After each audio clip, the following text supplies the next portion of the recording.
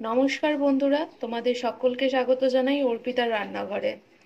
বাইরে তো বেশ বৃষ্টি হচ্ছে, তাই আজকে ঘরে ভাবলাম খিচুড়িটা বানিয়েই ফেলি।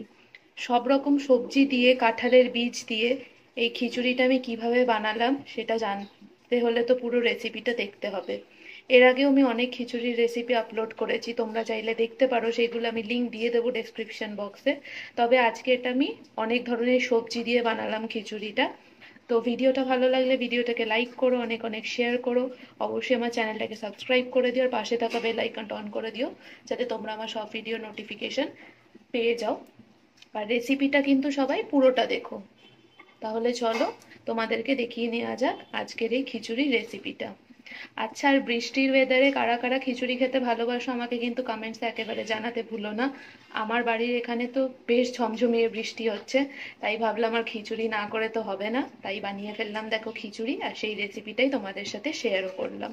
তাহলে চলো রেসিপিটা দেখে নেওয়া যাক। এখানে দেখো আমি 200 গ্রাম মুগ ডাল নিয়েছি। এবার এখানে একটা কড়াই বসিয়ে নিয়েছি, কড়াইতে মুগ ডালটা দিয়ে দিলাম। একটু মুগ ডালটা প্রথমে একটু ভাজা ভাজা করে নেব। মুগ ডালটা দেখো আমি অনবরত একটু খুন্তি দিয়ে একটু নাড়িয়ে চাড়িয়ে নিচ্ছি, যাতে কোনোভাবে নিচ থেকে ধরে না যায়। আর এই মুগ ডালটা ভাজার সময় না, মুগ ডাল থেকে কিন্তু বেশ সুন্দর একটা গন্ধ বেরোয়। দেখো ডালটা ভেজে নেওয়া হয়ে গেছে, এবার এটা আমি একটা পাত্রে উঠিয়ে নেব।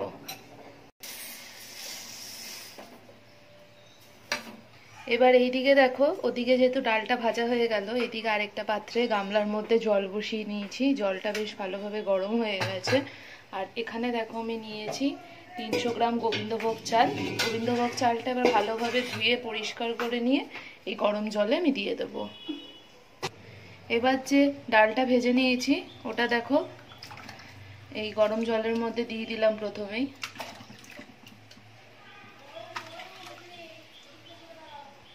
এবার দেখো কড়াইতে সবার প্রথমে দিয়ে দিলাম সর্ষের তেল। তেলটা দিলাম সব সবজিগুলো ভাজার জন্য। তো কি কি সবজি নিয়েছি চলো সেগুলো দেখিয়ে দিই তোমাদের।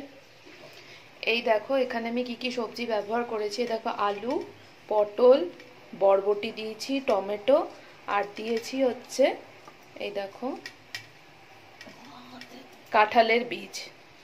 সবজিগুলো দেখো ভালোভাবে কেটে নিয়ে আমি একটু ধুয়ে এটা সবজিগুলোকে একটু নুন মাখিয়ে রেখেছি। এবার হচ্ছে সবজিগুলো ভেজে নেব। এবার এদিকে তেল গরম হয়ে গেছে, তেলে প্রথমেই দেখো দিয়ে দিলাম জিরে, আর কটা তেজপাতা দিলাম ফোড়নের জন্য। এবার হচ্ছে সবজিগুলো দিয়ে দিই।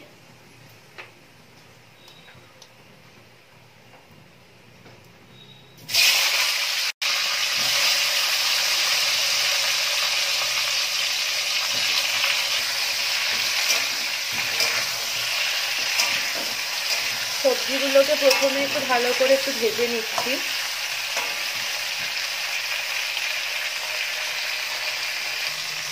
আমার ঘরে যে যে সবজিগুলো অ্যাভেলেবেল ছিল আমি সেইগুলো ব্যবহার করেছি, তোমরা চাইলে অন্য সবজি দিয়েও করতে পারো।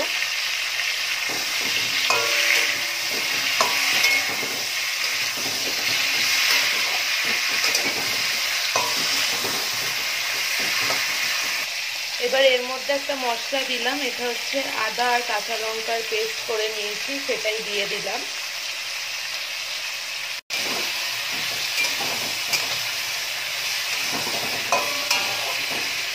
সবজির সাথে নাড়িয়ে চাড়িয়ে দেখো মশলাটাকে ভালো করে একটু কষিয়ে নিচ্ছি। এবার এর মধ্যে দিয়ে দিলাম দেখো হলুদ গুঁড়ো। এবার দিলাম দেখো জিরের গুঁড়ো, আর দিলাম একটু ধনের গুঁড়ো। দুটো জিরের গুঁড়ো ধনের গুঁড়ো দুটোই আমি ছোট চামচের 1 চামচ ব্যবহার করেছি। এবার দিয়ে দিচ্ছি এর মধ্যে পরিমাণ মতো লবণ।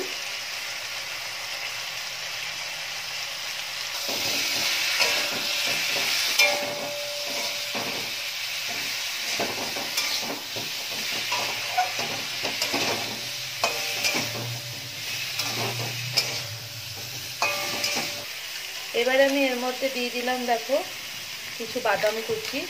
এটা ভাজা বাদাম ব্যবহার করছি, তোমরা যদি কাঁচা বাদাম দাও তবে বাদামটা আগে একটু ভেজে নিও, তারপর এটা দিয়ে দেবে। আর যেহেতু আমি ভাজা বাদাম ব্যবহার করলাম, ওর জন্য আমি আলাদা করে ভাজিনি। এবার হচ্ছে মশলাটা ভালোভাবে আর সব সবজির সাথে একটু কষিয়ে নিতে হবে, আর সবজিগুলোও যাতে ভালোভাবে ভাজা ভাজা হয়ে যায়, তো সেই জন্যই এটা একটু কষিয়ে নেব। আজকে খিচুড়িটা বানানোর একটাই কারণ কি বিগত দুদিন ধরে দেখো অনবরত বৃষ্টি হয়ে যাচ্ছে, তো তাই মনটা একটু চাইলো যে এবার একটু খিচুড়িটা বানিয়ে ফেলি, নারে বৃষ্টি হলে খিচুড়িটা না হলে তো জমে না, তাই সেই কারণেই দেখো আজকে খিচুড়ি বানাচ্ছি। তোমাদের বাড়ির ওখানে কাদের মানে তোমাদের যেখানেই বাড়ি হোক না কেন সেখানে বৃষ্টি হচ্ছে কিনা আমাকে কমেন্টসে কিন্তু অবশ্যই জানিও, আর কারা এরম বৃষ্টিতে খিচুড়ি বানিয়ে খেলে সেটাও কিন্তু জানাতে আমাকে ভুলো না। দেখো কি সুন্দর লাগছে পরিবেশটা, সবুজ, আর ওদিকে বৃষ্টি হচ্ছে।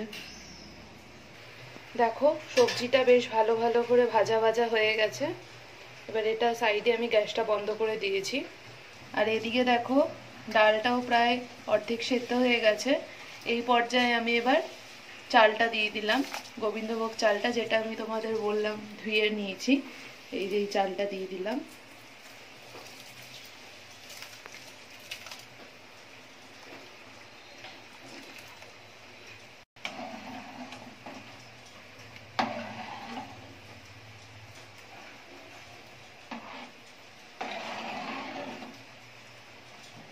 এদিকে দেখো যেটা সবজিগুলো ভাজলাম, এখান থেকে আমি আলুগুলো আলাদা করে তুলে নিচ্ছি, কারণ কি এখনকার আলু তো যতই ভাজো না কেন মাঝখান থেকে অনেক সময় ঠিকমতো সেদ্ধ হয় না, কাঁচা কাঁচা থেকে যায়। তাই এই আলুগুলো মানে ভাজা আলুগুলো আমি তুলে ওইদিকে যেদিকে চাল আর ডাল দিয়েছি গামলার মধ্যে, ওর মধ্যেই দিয়ে দেবো, যাতে আলুগুলো ভেতর থেকে ভালো মতো সেদ্ধও হয়ে যায়, যাতে কাঁচা কোনো ভাব না থাকে আলুর মধ্যে।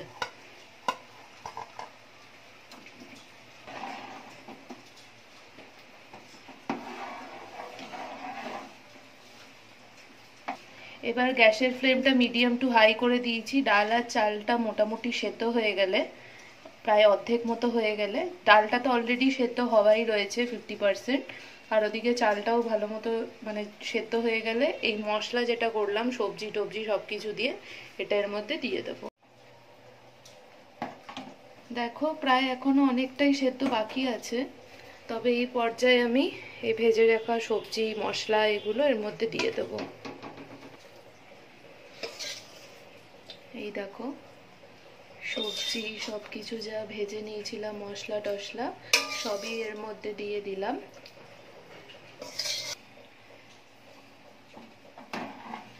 এবার দেখো ভালোভাবে একটু মিশিয়ে নিচ্ছি সবজির সাথে চাল ডালগুলোকে। এবার গ্যাসের ফ্লেমটা হাইতে দিয়ে এটা হচ্ছে কিছুক্ষণের জন্য ভালোভাবে যাতে চাল ডাল সব ফুটে যায়, তো এটা হাই ফ্লেমে এবার দিয়ে দেব। এই দেখো কি সুন্দরভাবে চাল ডাল সব সেদ্ধ হয়ে গেছে, আলু আর সবজি টবজি সব কিছু। খিচুড়িটা প্রায় হয়েই এসছে, জাস্ট লাস্টে কিছু ফিনিশিং কিছু জিনিস দেব। মধ্যে দিয়ে দিলাম একটু চিনি, আর চাল আর ডালটা সেদ্ধ হতে প্রায় ধরো 10-12 মিনিট লেগেছে, হাই ফ্লেমেই রেখেছিলাম। তো দেখো সব ভালোভাবে সেদ্ধ হয়ে গেছে। চিনিটা আমি ব্যবহার করলাম, তোমরা চাইলে ব্যবহার করতেও পারো আবার নাও করতে পারো, এটা পুরোপুরি অপশনাল। এবার দিয়ে দিলাম এর মধ্যে একটু গরম মশলার গুঁড়ো, আর দেখো লাস্টে দিয়ে দিলাম এর মধ্যে ঘি। খিচুড়িতে ঘিটা না দিলে কিন্তু হয় না, বেশ অনেকটাই দেখো ঘি দিলাম। খিচুড়ির এই লাস্টে ঘি দিলে গরম গরম যখন পাতে পড়বে না, আলাদাই একটা যেন স্বাদ লাগে। তো দেখো তৈরি হয়ে গেল সব রকম সবজি দিয়ে, কাঁঠালের বীজ সব রকম সবজি দিয়ে খিচুড়ি। দারুণ একটা গন্ধ বেরোচ্ছে জানো এই ঘিটা দেওয়ার জন্য। তো এইভাবে সব রকম সবজি দিয়ে খিচুড়িটা তোমরাও বাড়িতে ট্রাই করো, আর তোমাদের কেমন লাগলো বানানোর পর সেই মতামতটা এসে কিন্তু কমেন্টস আমাকে একেবারে জানাতে ভুলো না। আর ভিডিওটা ভালো লাগলে ভিডিওটাকে কিন্তু অবশ্যই লাইক করে দিও, সাবস্ক্রাইব করো আমার চ্যানেলটাকে, অনেক অনেক শেয়ার করো এই রেসিপিটা, আর পাশে থাকা বেল আইকনটা অন করে দিও যাতে তোমরা আমার পরবর্তী সব ভিডিওর নোটিফিকেশন পেয়ে যাও। তাহলে আবার হাজির হব আরেকটা নতুন রান্না নিয়ে। সবাই ভালো থেকো, সুস্থ থেকো।